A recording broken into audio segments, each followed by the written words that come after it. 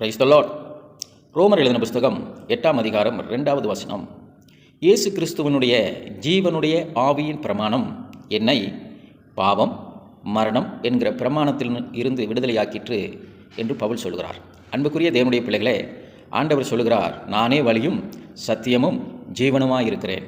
என்னை விசுவாசிக்கிறவன் மரித்தாலும் பிழைப்பான். ஆம், இந்த உலகத்தில் 2 மரணம் இருக்கிறது. ஒன்று பாவ மரணம், 2வது சரீரப்பிரகாரமான மரணம். இந்த 2 மரணத்தில் இருந்தும் விடுதலையாக்குகிறது இயேசு கிறிஸ்துவனுடைய ஜீவனுடைய ஆவியின் பிரமாணம். யாரெல்லாம் கிறிஸ்துவை நம்புகிறீர்களோ, கிறிஸ்துவை ஏற்றுக்கொள்கிறீர்களோ, அவரை ஆராதிக்கிறீர்களோ, அவரை தெய்வமாக ஏற்றுக்கொள்கிற எல்லாருக்கும் சொல்கிறேன், உங்கள் வாழ்க்கையில் ஆமேன் பாவத்திலிருந்தும் மரணத்திலிருந்தும் ஆமேன் சோதரர் ஒரு விடுதலையை தர சித்தமுள்ளவராக இருக்கிறார். என்னை விசுவாசிக்கிறவன் மரித்தாலும் பிழைப்பான்.